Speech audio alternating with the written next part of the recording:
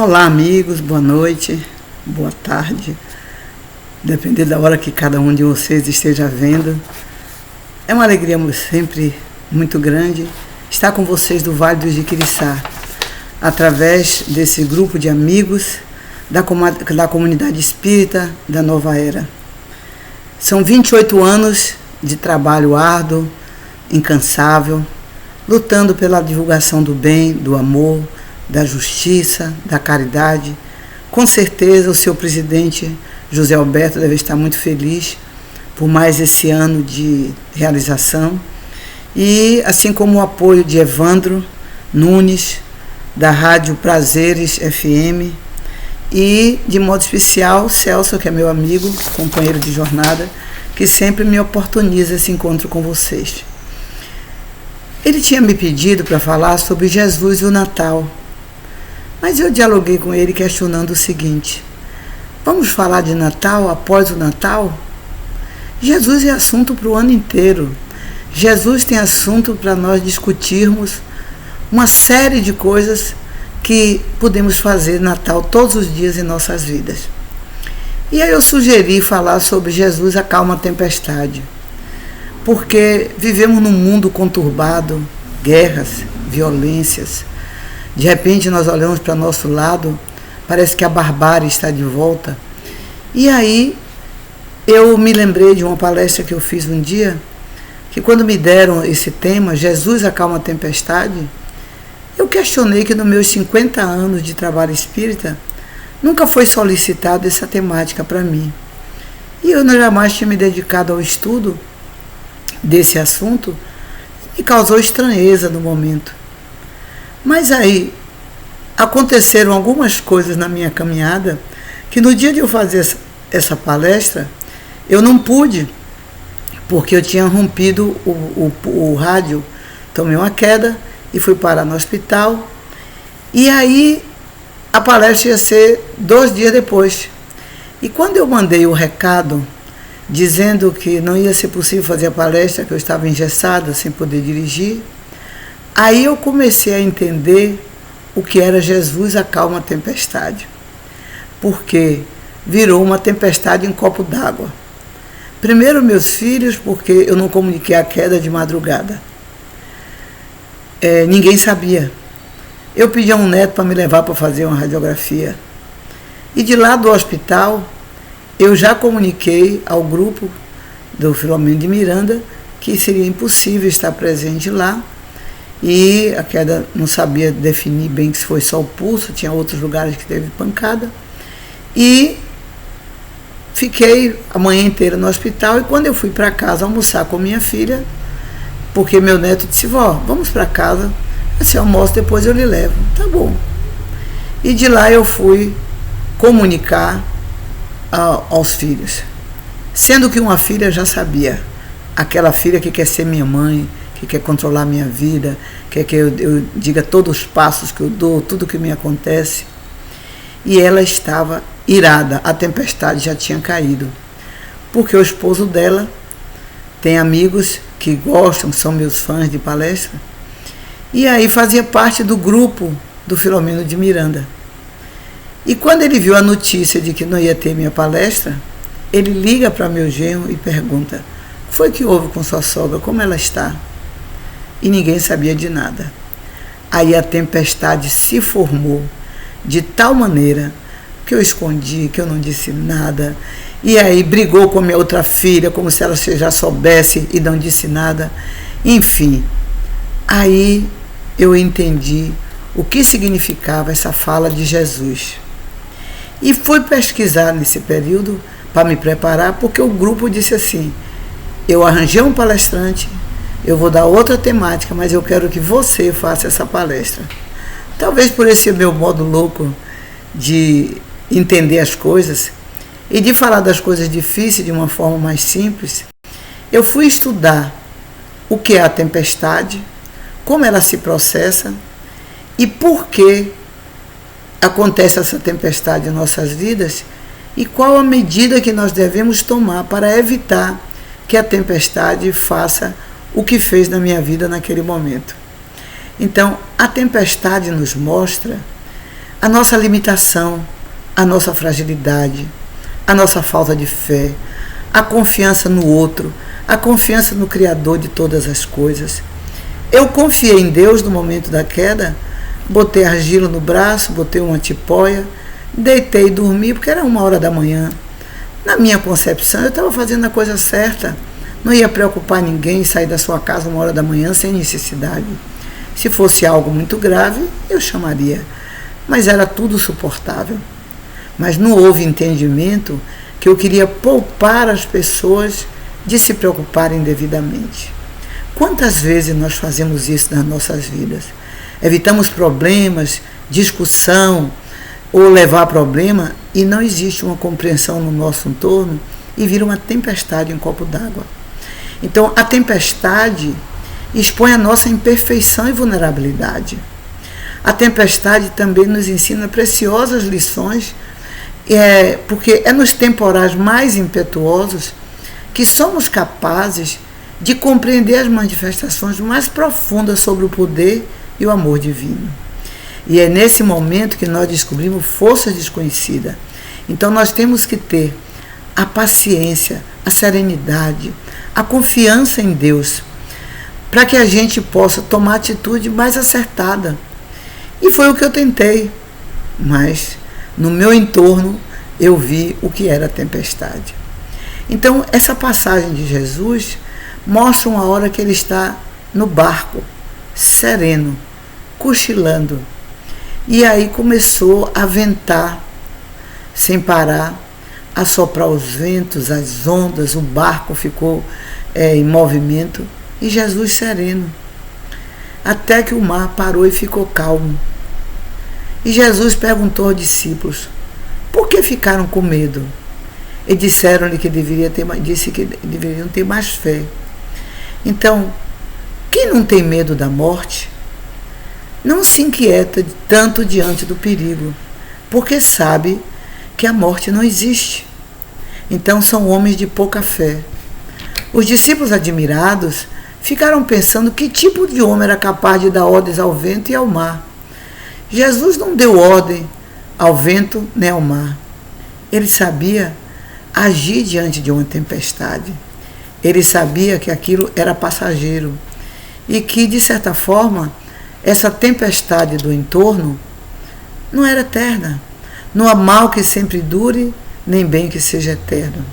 Então, quando você vai estudar sobre a tempestade e ver qual a medida que você deve tomar durante a tempestade, manter-se longe das árvores por causa de raio, de queda, não permanecer dentro da água durante as tempestades. Então, em casa, permanecer longe das portas e janelas, evitar as áreas altas, buscar refúgio em lugar mais seguro. Isso é o que a natureza nos mostra diante desse momento que a tempestade está acontecendo. E na nossa vida de relação? O que é que a tempestade nos mostra? O que é que ela traz para a gente de lição? As incertezas, as dúvidas, as inseguranças, as brigas. Então, a ventania é a maledicência, é a injustiça, a dúvida, as discussões inúteis, falas inadequadas, porque esse temporal traz uma perturbação atmosférica violenta, geralmente associada a chuva forte, a trovão, a raio ou nevasca. E as pessoas agem conosco, muitas vezes, fazendo tempestade em copo d'água. E nós caímos na armadilha como bobos, nos deixando levar como patinho na lagoa, com medos e incertezas, provando que não temos fé, nem confiança no Criador, que nos deu tarefa a cumprir e sabe de todas as coisas. Jesus sabia que ele tinha tarefa a cumprir e que naquele momento não era a hora da sua morte, porque a tarefa não tinha sido concluída. Quando nós temos certeza do que nós estamos fazendo, nós enfrentamos tudo com serenidade, porque sabe que tudo é passageiro. Tem uma passagem muito interessante que eu já vi tanto com Divaldo como com Chico, que no momento, uma vez Divaldo viajou para um lugar onde havia muitas guerras, muitas violências, agrediam na cidade. E ele chegou no aeroporto e da cidade até o hotel a pessoa veio avisando todas as coisas que estavam acontecendo, o que gerou uma certa intranquilidade. E aí Edivaldo ficou no hotel para se preparar para a hora da palestra.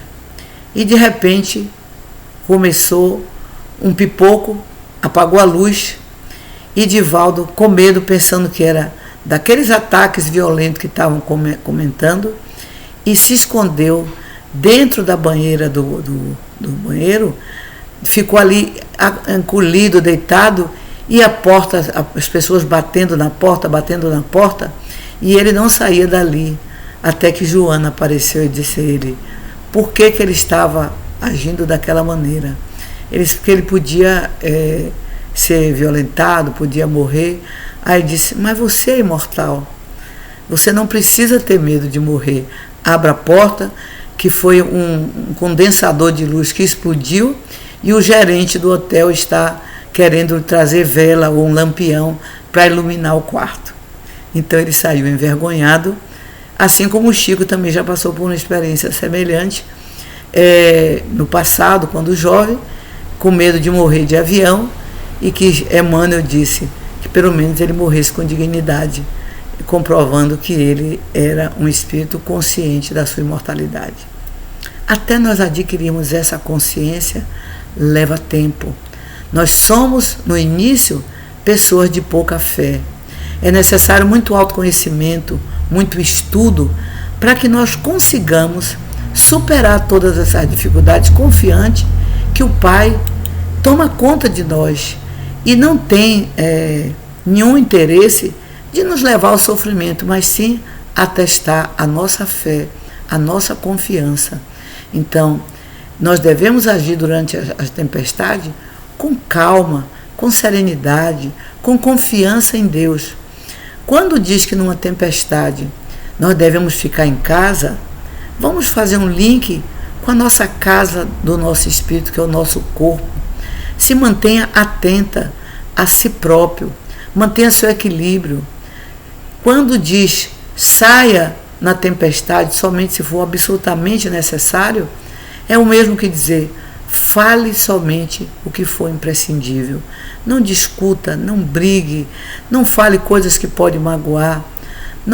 Quando o pesquisa da tempestade diz não retire nem coloque a roupa em estendedores, varais de arame durante a tempestade, não terceirize responsabilidade, assuma a parte que lhe cabe.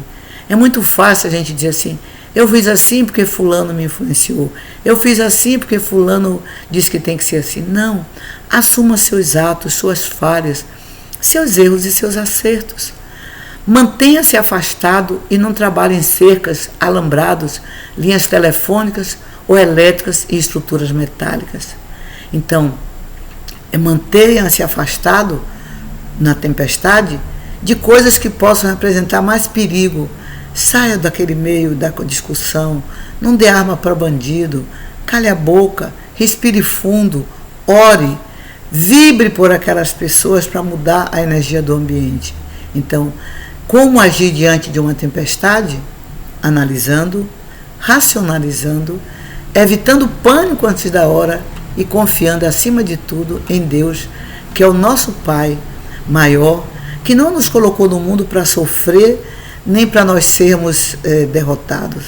Ele nos colocou no mundo com um objetivo único: aprender a amar e servir. Aprendendo a amar e servir, nós vamos conseguir mudar o nosso padrão vibratório.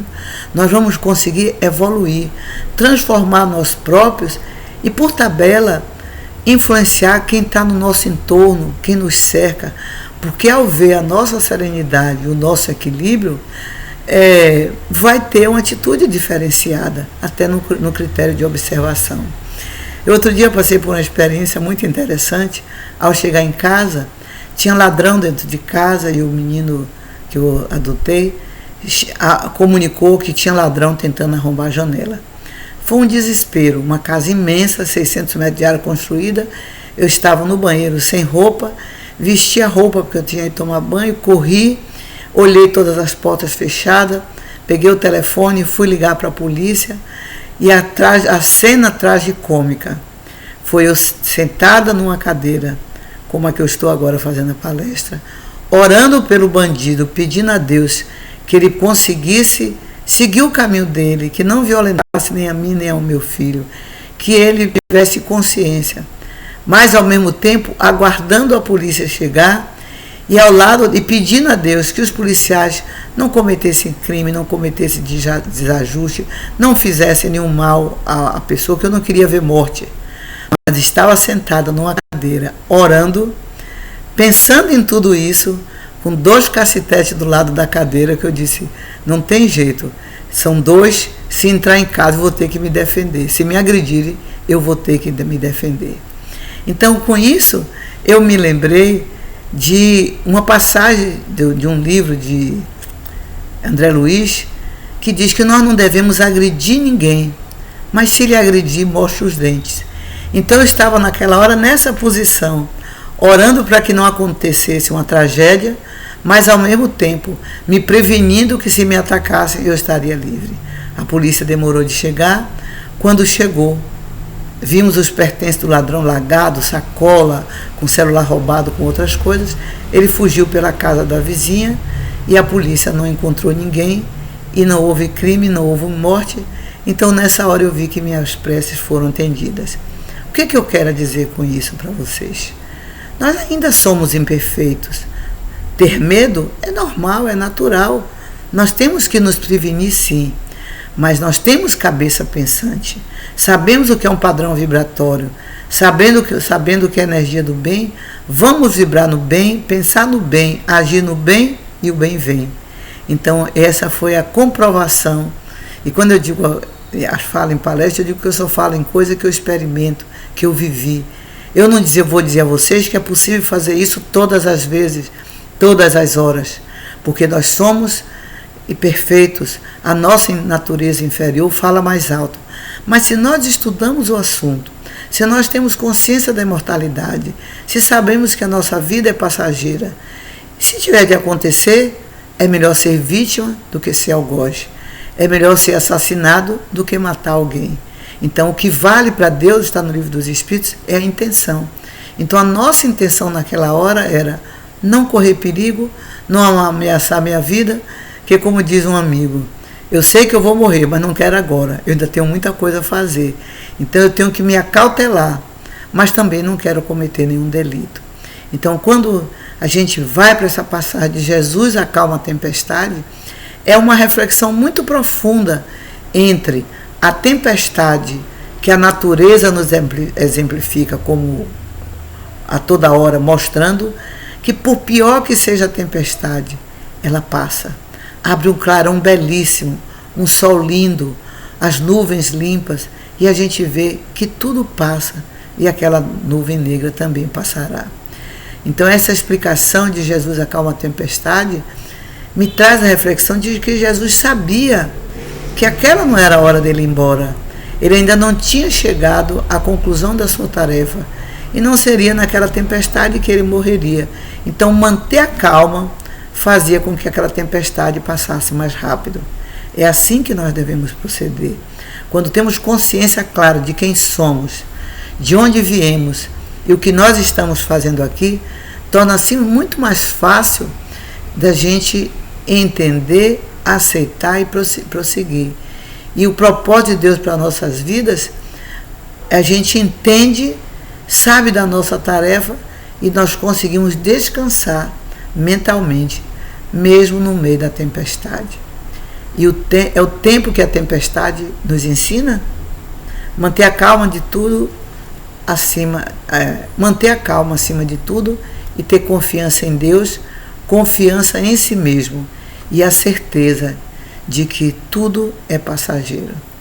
Jesus queria dizer aos apóstolos o que a tempestade poderia causar, mas que eles precisavam estar atentos às suas próprias vidas, ao seu comportamento. E os apóstolos estavam todos ali com medo apenas de morrer naquela tempestade do mar. Então, como seria que nós podemos nos proteger da tempestade? Olhe para a natureza. Siga a lição da natureza e você vai observar através das belezas que ela oferece.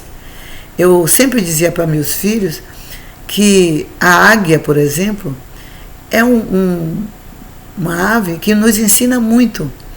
A ave faz um ninho para proteger seus filhos, cheio de espinhos por fora e cheio de plumas por dentro. Quando ela tem os filhotinhos, esses filhotinhos ficam tão acomodados dentro daquele ninho que não querem sair. Então, a mãe vai todo dia, traz a minhoquinha mastigada, traz o alimento, e assim vai nutrindo os seus filhinhos. E chega um momento que esses filhinhos estão tão confortáveis que eles não querem sair para trabalhar, para ir buscar o alimento. Ela ensina eles a voarem e eles não querem sair do ninho. E eu digo a meus filhos que casa de mãe é ninho de águia. Que naquele momento a águia vem, inverte o ninho, bota os espinhos para dentro e a pluma para fora. Eles já estão crescidinhos, o ninho fica tão desconfortável espiando eles que eles acabam saindo para ir aprender a voar e caçar. É assim na nossa vida, na nossa casa. Nossos filhos têm todo o conforto, alimentação, roupa lavada, comida na mesa, tudo certinho. Mas quando começam a ficar na idade da adolescência, na idade adulta, a casa de mãe é ninho de águia. A música que a mãe ouve incomoda, a comida não agrada, a hora de fazer isso, de fazer aquilo, as obrigações, a responsabilidade, ninguém quer. Então é necessário que o ninho da águia fique desconfortável para que ele sinta vontade de ter sua casa, sua família, seu lugar e voar, e ir embora seguir a vida. Então com a tempestade não é diferente. Então a natureza nos mostra, para você saber como proteger sua casa de chuvas e temporais. É você verificar de vez em quando o telhado, ver se tem goteira, ver se as portas estão vedadas direito, ver se a chuva é de açoite, aqueles cuidados de manutenção de uma casa. Diante da vida, o que evitar a tempestade? Crie o hábito da oração, é a manutenção do seu lar, é a asepsia diária, faça o evangelho no lar, pratique o amor, a doação, evite discussões, vê televisão só de programas de violência, porque violência traz violência, gentileza traz gentileza. Então, quando a gente vê no texto sobre a tempestade, que aconselha, feche todas as janelas, é a mesma coisa de dizer você com a tempestade humana, feche todas as possibilidades de problemas, que seja motivo, ou qualquer coisa que seja motivo de ampliar os problemas. Faça silêncio interior, evite brigas, discussões, é perda de carga energética, se comunique com seu espírito protetor, peça orientação, peça ajuda, diga, meu irmão, eu não sei mais o que fazer, me oriente, peça orientação a Deus, a Jesus, se fortaleça na sua fé, porque dessa forma você consegue vencer todas as dificuldades, porque você está com uma couraça invisível. É como se você dissesse, eu tenho a força. Quando a gente era criança, que chovia, as mães cobriam os espelhos, tirava todos os aparelhos da tomada. Nós vimos isso, desligue os aparelhos da tomada para não dar circuito. Então eu digo a vocês, com a natureza, com a tempestade em nossa vida, desligue-se de problemas, se desligue de pessoas complicadas, não facilite, porque elas contaminam. Quando eu fazia evangelização de crianças, a gente sempre mostrava, botava numa caixa uma maçã podre e 9 boas e fechava. No dia seguinte, não foi as 9 boas que conseguiram transformar aquela maçã ruim em boa.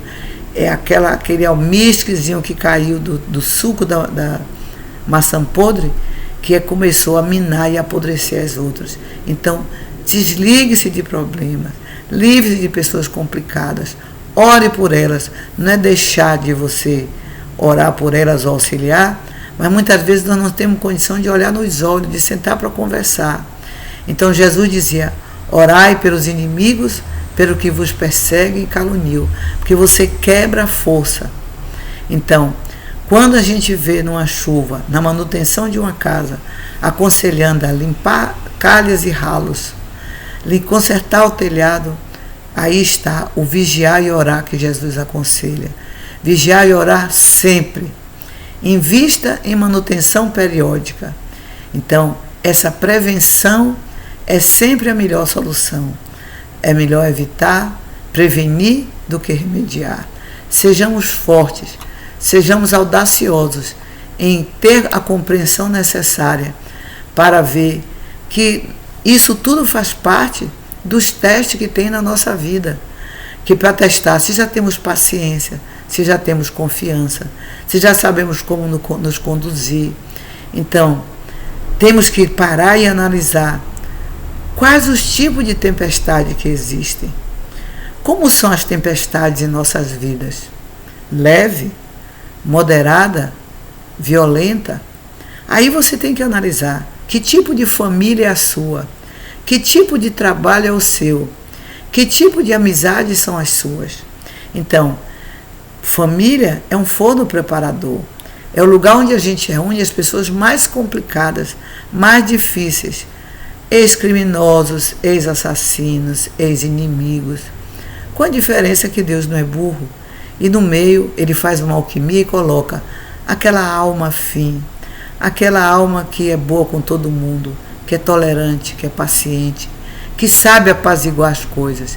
Então, quando isso acontece, é como referência para mostrar o que eu quero ser e o que eu não quero ser. Mas então você vai analisar que tipo de família é a sua. No seu trabalho, da mesma forma. Será que eu trabalho com pessoas que adoram uma confusão, uma fofoca? Ou são pessoas que adoram o progresso, adoram ajudar os outros? Então, para você evitar essas tempestades, você tem que analisar que tipo de relacionamento é o seu, para saber que tipo de tempestade pode vir. Se é leve, se é moderada ou a violenta. Às vezes nós trabalhamos num local que é só violência. Mas eu dei aula em casa do menor infrator, em detenção feminina. Então é um trabalho que a gente precisa ter muito equilíbrio, porque senão você absorve as dores e os problemas dos outros, e nós devemos sair, deixar o problema lá e vir para o nosso lar, isolado daquelas coisas, como se, assim como você toma um banho após um dia suado de labuta, você tem que limpar-se energeticamente daquele ambiente que muitas vezes você trabalha. Uma detenção, um hospital, um sanatório de loucos, uma clínica de psicopatia, um sanatório. Nós às vezes somos obrigados a estar em ambientes de energias pesadas, violentas. Até como eu trabalhei durante muitos anos em eventos que, sem ser violentos, mas ambientes com muita bebida, com muito cigarro, eu que nunca fumei, nunca bebi, ficava alcoolizada, gelo na cabeça, gelo no estômago, enjoada, bebendo água o dia todo. Eu não sabia o que era. Era um médio esponja que absorve energeticamente todo aquele miasma de quem bebe muito, de quem fuma muito, e eu ficava doente. Até quando eu comecei a trabalhar na mediúnica, com desobsessão, estudando, e entendi, e a prática do bem, a transformação energética, porque eu tinha raiva de ter esse sentimento, de ter esse mal-estar. Eu dizia, como é que pode os outros que bebem, eu que vou ficar cachaçada? Na verdade, estava ali um preconceito, estava ali uma incompreensão, porque o alcoolista, ele é um doente, é um paciente pedindo alta, não tem cura. Tanto é que nos Alcoólicos Anônimos é o quê? Só por hoje. É vencer um dia de cada vez. Então é necessário que a gente entenda o outro, aceite como é, mas que faça o nosso escudo invisível de proteção para que a gente consiga viver nesse mundo de relação que não é tão simples, que é difícil, mas que nós estamos no lugar certo, com as pessoas certas e com certeza com os professores certos, que esses que mais exigem de nós é como se fossem os professores mais exigentes. Entre os muitos tipos de tempestade que existem, estão trovoadas, furacões, tornados, nevasca e tempestade de gelo e granizo. Por mais diferente que esse tipo de tempestade possam ser, eles possuem algumas características em comum. E é necessário que a gente entenda e faça esse link com as tempestades de nossa vida. As trovoadas, vamos ver, são zoadas por besteira, pequenas confusões, que só faz aquela trovoada, como diz assim, fulano chegou fazendo uma trovoada, fazendo aquela confusão para nada. Os furacões, às vezes, dá perda total, começar do zero. Então, às vezes, é um rompimento de uma amizade, às vezes, discussões que levam a situações fatais. Então, você precisa recomeçar, reconstruindo sua vida do zero. Então, as nevascas são as friezas, as mortes, a indiferença. Então, elas se enquadram nas nevascas, nas tempestades de gelo, no granizo, porque são ações que você precisa, muitas vezes, nascer de novo, de ideias, de maneira de ser, de agir, porque dessa forma você não vai conseguir entender o que aconteceu em sua vida. E quando acontece as friezas de morte, ou a indiferença das pessoas, se você não tiver a consciência da imortalidade, você vai culpar Deus, porque Deus levou meu filho, porque Deus fez isso, porque Deus fez aquilo. E aí é necessário que você entenda que Deus, que nos deu a vida, não precisa levar um ente querido para nada. Simplesmente Ele oportuniza a convivência para que cada um tenha a aula necessária um com o outro, que nós possamos estar com o outro integralmente, dando o nosso melhor.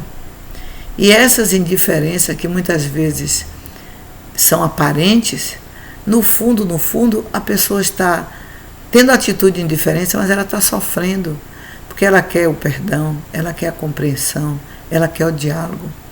E quando você não consegue fazer isso, ou o outro não consegue lhe ouvir, existe a técnica do Ho Oponopono, que hoje está circulando pelo mundo, onde você fecha os olhos, coloca o outro mentalmente na sua frente e envolve nas melhores das vibrações, falando as palavrinhas mágicas que a gente aprende na infância e que desconhece o poder da palavra na ação. Eu te amo, sinto muito, me perdoe, eu te amo, sinto muito, me perdoe, sou grato.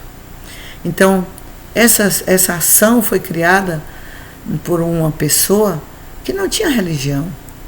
Ele vivia numa região, trabalhando numa prisão de segurança máxima, onde ele via aquelas pessoas que não conseguiam melhorar. E começou a estudar os traços de personalidade de cada um, e sentiu que ele tinha que proceder com ele como irmãos, que somos todos filhos do mesmo pai, todos temos o mesmo direito. Então ele começou a fazer uma meditação, onde ele fechava os olhos e dizia, fulano, botava aqueles presos na sua frente mentalmente, é como se você tirasse aquelas pessoas do corpo e elas estão na sua frente, que muitas vezes não vão ouvir aquilo que nós queremos dizer. Acham chato, acham besterol, mas quando você tira o corpo, o poder da sua mente, que exerce, traz essas pessoas à sua frente. E aí ele dizia, sinto muito, se eu não tenho condição de lhe auxiliar, me perdoe a minha incapacidade. Sei que você é meu irmão e eu quero que você melhore. Eu sou grato à vida por ter me dado a oportunidade de trabalhar com vocês. Então assim ele ia dizendo e repetindo sempre naquilo que vai no coração, e ele repetia, eu te amo, eu sou grato, sinto muito, me perdoe. Parece maluquice, mas todos nós somos corresponsáveis por aqueles que estão no nosso entorno, porque se somos melhores, temos que influenciar para que os outros também melhorem. Se somos piores, vamos aprender com os que sabem mais do que nós.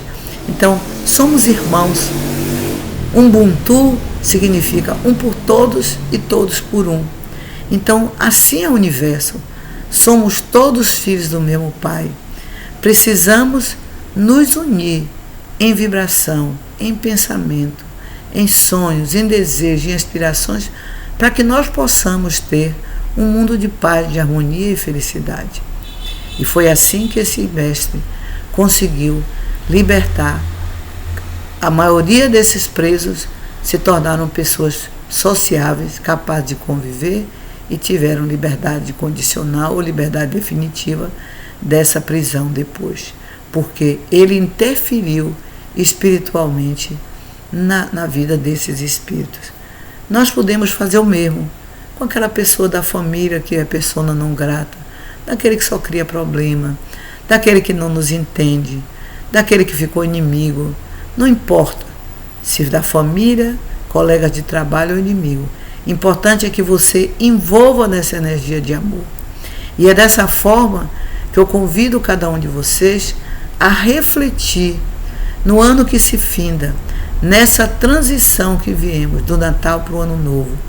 Quando a gente fala do espírito de Natal, que seria a temática da palestra, aquilo é momentâneo, é só naquela hora. Porém, diz os estudiosos que nessa época do ano, Jesus passa mais próximo da Terra, porque a vibração dos pensamentos de solidariedade, de desejo de ajudar o outro, os abraços de meu irmão, eu te amo, me perdoe, as famílias que congregam, os amigos que congregam, por mais que não tenham esse entendimento, elas estão emanando energias diferenciadas no universo, e é dessa forma que chega essa espiritualidade maior ao último dia do ano, onde se reúnem 1000 espíritos para decidir sobre a fraternidade e a paz na Terra. E tomam as decisões, e lá nesse grupo se encontram Bezerra de Menezes, Frei Carlos Murion e muitos outros espíritos de estirpe que se reúnem com os governadores espirituais para conseguir emanar vibrações para o novo ano. Como nós fazemos o planejamento de nossas vidas, eles também fazem o planejamento para o ano que chega. Façamos isso nos nossos lares. Uma pausa de meditação envolvendo as guerras, as comunidades carentes, a Amazônia, os índios, os que continuam escravizados, os índios daquela cidade que estão esquálidos, desnutridos. Vamos envolver com essa energia de amor que vai chegar em todos os cantos, porque nós temos capacidade para isso. Jesus nos ensinou que nós somos deuses, que nós podíamos fazer o que Ele faz e muito mais. E se nós nos concentramos por alguns instantes, pensar no bem, agir no bem, emanar energias de amor no bem, nós nos tornamos esses deuses, ainda que por segundos, para interferir no planeta e conseguir emanar essa energia de amor. Meus amigos, ao findar o nosso trabalho, eu desejo a todos vocês de Jiquiriçá, a todos os lares das circunvizinhanças, um momento de reflexão e de paz, porque a paz que mora em mim compartilha com a paz que mora dentro de você. A paz no mundo depende de nós. Da tela outra de música, depende de nós. Então somos nós os responsáveis. Nós não podemos mudar pessoas. Cada um muda-se sozinho, mas podemos ensinar a pessoas o caminho da mudança. E qual é o caminho da mudança? É a fé, é a esperança, é a caridade, é o amor. Porque Jesus disse: vós sois luz, brilhe a vossa luz. E de que maneira eu vou brilhar a minha luz? Como eu posso fazer para essa luz brilhar? Evitando as tempestades, evitando as discussões. Cada vez que eu venço a mim mesmo, é como se fosse uma buchinha que limpa um núcleo negro que está opaco no nosso campo vibratório. Cada vez que eu resgato o inimigo, mais uma limpeza astral é feita. Cada vez que eu faço o bem, o amor, que eu prego a paz, eu limpo. E assim nós vamos resplandecendo em luz porque somos espíritos comprometidos com a lei. E à medida que nós fazemos esse trabalho, nós vamos conseguindo, de certa forma, que essa luz da gente, ainda que opaca, pequenininha, vá brilhando, brilhando, até o dia que nós conseguimos dizer: não sou eu mais que vivo, mas é o Cristo que vive em mim. Porque, como dizia Paulo, ainda que eu falasse a língua dos homens e dos anjos, se eu não tivesse amor, eu nada seria. E o amor cobre a multidão dos pecados. O amor ama os que são difíceis de amar. E o Evangelho é amor, da primeira à última página. Vamos lembrar desses grandes líderes que passaram por nós, trazendo essa mensagem de amor, e que nós ainda teimamos como espíritos calceitas, teimosos em ser repetentes na escola da vida. Esse centro, essa comunidade da Nova Era, que completa 28 anos, já passou de ser uma ideia, uma casa espírita. Porque Joana de Andrade diz que uma ideia todo mundo tem, mas para ser um ideal, ela precisa ter acima de 10 anos. Então vocês já estão com 28, praticamente quase 3 décadas.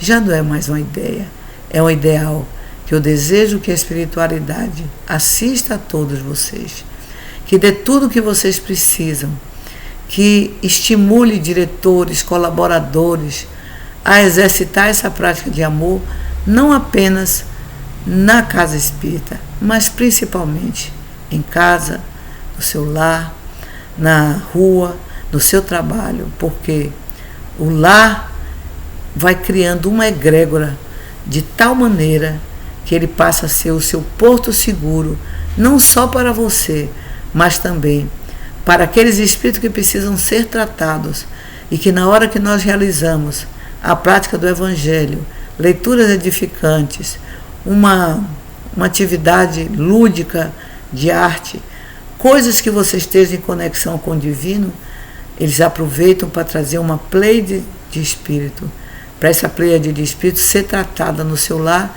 que passa a ser também um ponto de apoio, um porto seguro para essa espiritualidade que precisa de nós. Há muitos anos atrás, quando eu vi Carlos Bernardo dizer numa palestra, Deus precisa de mim, eu achei super pernóstico, pedante. Deus, o Criador de todas as coisas, precisa de você para quê?